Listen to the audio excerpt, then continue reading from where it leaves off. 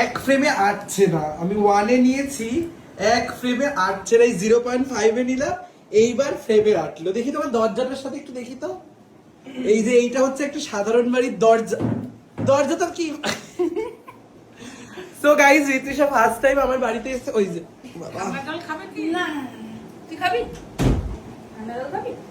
বলছি, কোনো এরকম আছে ধর কোনো বন্ধুর বাড়ি গেছিস তুই আর দরজাটা একটু ছোট, এরকম মাথা নিচু করে বা টোকা খেয়ে গেছিস? হ্যাঁ, আমি তো নিজের বাড়িতেই অনেক, আমার আসলে কি বলতো, যখন নিচের ঘরগুলো হয়েছিল, আমার মা 6 ফিটের, তো মায়ের হাইট অনুযায়ী হয়েছিল। এবার আমি নিজের বাড়িতেই যখন নিচের ঘরে যাতায়াত করি, আমাকে এরকম ভাবে যাতায়াত করতে হবে। আর আমি একটু কুচো হয়ে গেছি, ওই জন্য নিচু হয়ে যেতে যেতে। বলছি, তোর হাইটের বয়ফ্রেন্ড পাওয়াটা কিরকম চাপ? খুবই চাপের, কারণ লম্বা ছেলে খুব টক্সিক হয়।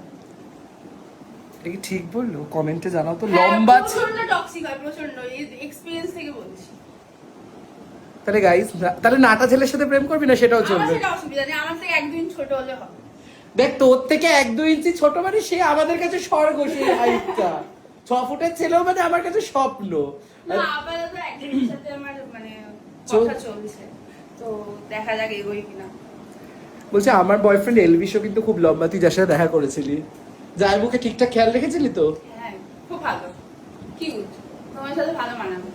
Thank you. একটা মার্চে ছিলাম, রুডিসও মিস করছি। দেখি আবার কবে দেখা হয়। তো আজকে শুটের জন্য ভীষণ এক্সাইটেড, লেটস সি আজকে কতটা আমরা ফান করতে পারি, তোমাদের দেখাবো।